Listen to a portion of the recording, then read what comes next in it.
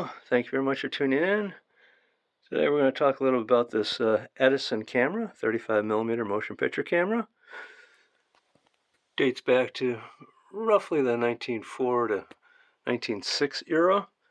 Would have been made in Orange, New Jersey, by the Edison Labs. Edison was big on selling technology, so he would sell the projectors, didn't sell the cameras. He and his litigious partners had their way. There'd only be one camera, and he'd be able to have a monopoly and control the entire market. But, of course, that didn't happen. So this is a hand crank camera. Nice and loud. We'll look inside to see why it's so loud. So here we have your loading side.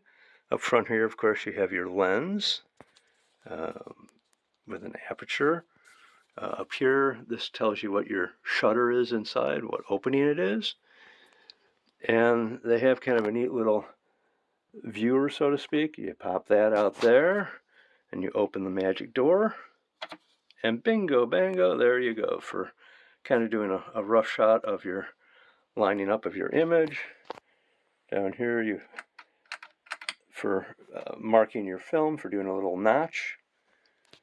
This opens up for your putting your filters in, and this knob here opens the gate or the flap inside, so you can do through the lens viewing. We'll open it up now and show you that. So here we have the back angle shot. A lot of the scenes that were shot by Edison, yes, he had a lab or a studio in the Bronx, but they did an awful lot of street action stuff and just scenes. And the last thing Edison wanted to do was share the technology of the magic of the movies. So the camera has a lock here that would prevent anyone from opening it accidentally to see all the magic inside. So here's our magic. You have your tube film magazine, your supply, your take up, your tube here. You come around back, you can open this up like that, and then through the tube here with your knob over here, you can lift that up, and then you could focus for your critical focus. They have your ground glass here, so you could focus there and hope that you got it right. And then you close it all up, and then use your little sight glass on the outside to hopefully get the scene you were looking for, closing that up when you shot.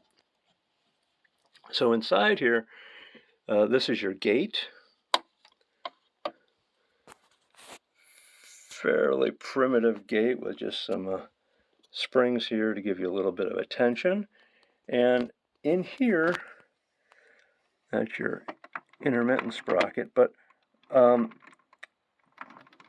it's a Maltese cross, which you're not going to see very well here. So the technology here is basically a projector.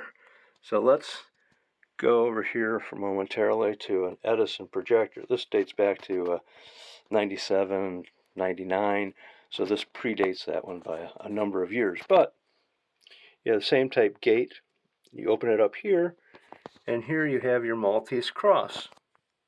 So as you spin this around, you can see the little pin here engaging in the Maltese cross and then turning it. Then it's still. That would be you're exposing your film on the camera, or here you're projecting the film, and then the pin comes down, engages again, and then it pulls the film down and stops, and then again you project, or in the camera's case, take an image. So that's a Maltese cross, which works just fine for a projector, not so much for a camera, not quite accurate enough.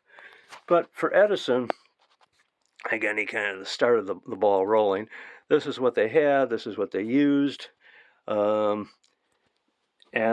this camera would have been pretty much an antique by, say, about 1908, 1909. So he may have upped his game when he went to the Bronx with their new studio and upgraded and probably bought cameras. He may have made cameras, but they weren't so innovative in the technology end. during that period. So chances are I probably just bought a camera. So now when you start cranking this thing,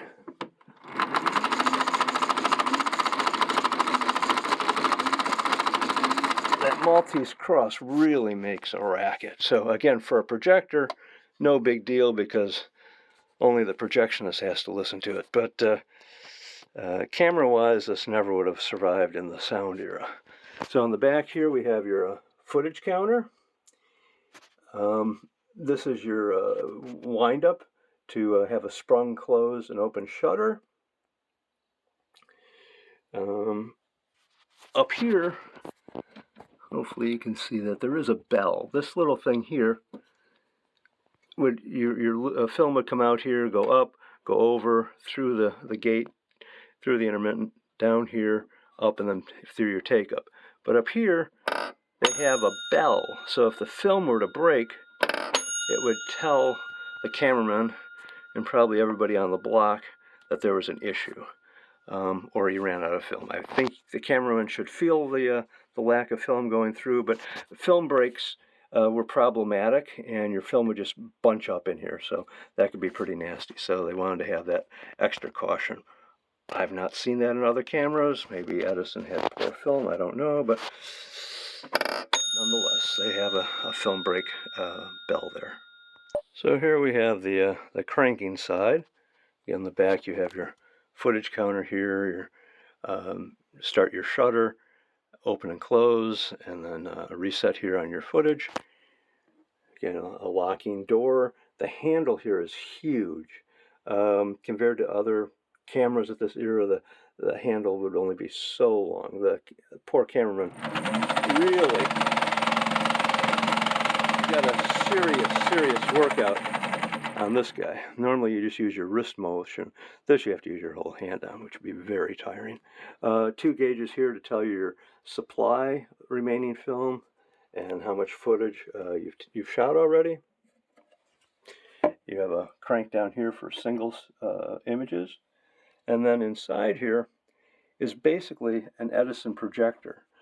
These same gears configuration are found on the Edison projector. So you have your big flywheel here, kind of like that here. But these same gears were found in the Edison projecting kinetoscopes starting in 1901.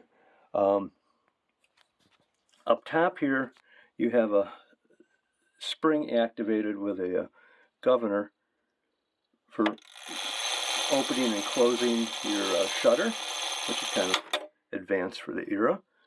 Then you have your control little holders here for your lenses and shades. Again, a locking door.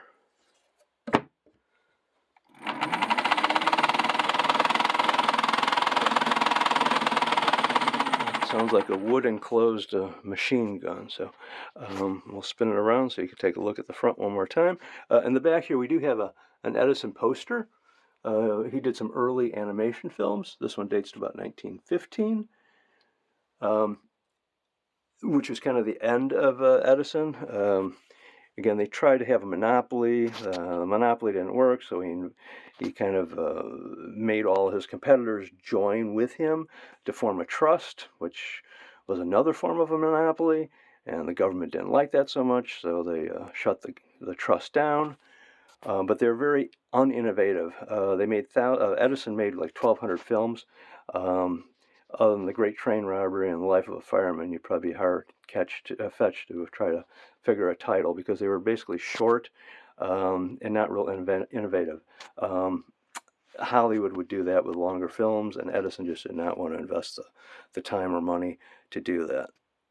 So a good share of your early American companies had their own in-house cameras. So Edison had their own house camera, Selig, Vitascope, they all, Selig, so they all, Viascope, they all had their own cameras, slightly different. So it's kind of unique to see one of the ones from a studio. So you know what studio came from, you know it shot a lot of their films, but which ones individually you'll never find out. but good chance that Porter and White, who were the directors at Edison, probably has their DNA on here somewhere. So anyhow, thank you very much for watching. If you like what you see, please subscribe. Thank you.